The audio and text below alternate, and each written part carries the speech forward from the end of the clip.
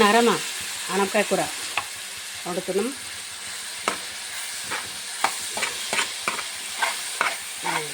ఆనపకాయ అంటే కద్దు తెలుసు కదా, ఇంగ్లీష్లో ఏమంటారు నాకు తెలియదు.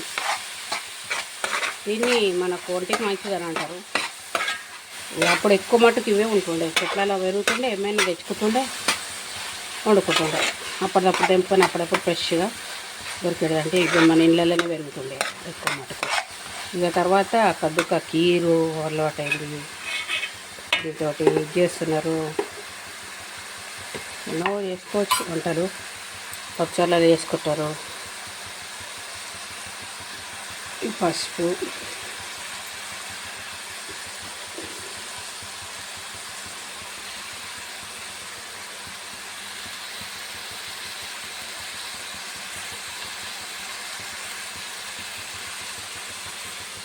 ఇంకా బుజ్జి బుజ్జి సీసాలు పెట్టింది.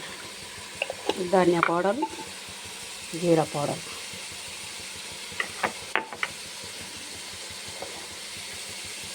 ధనియా జీరా పౌడర్స్,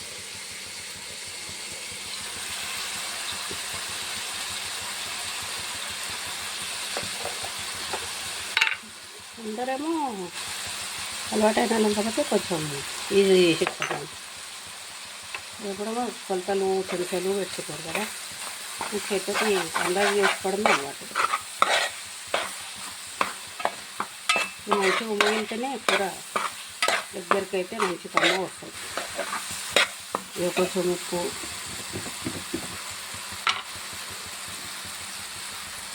ఉప్పైనాక జర కారం వేసుకున్నాం.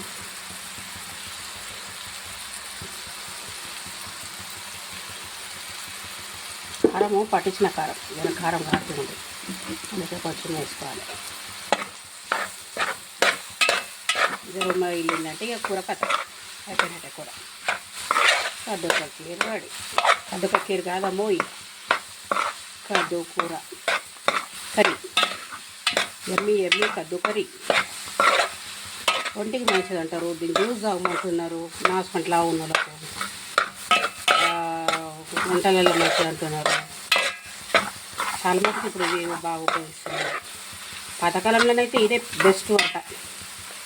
అట్ట పోయినామా, చెట్టు తెంపినామా, దాన్ని తెచ్చి పొయ్యి మీద పోసి వేసుడే. ఇక కమ్మదనం అలా ఉంటుండే. ఇప్పుడు కమ్మదనం తక్కువనే అయింది. అవి దీని మాకే మటన్ తగ్గలేదు. సరే మరి, ఓకేనా.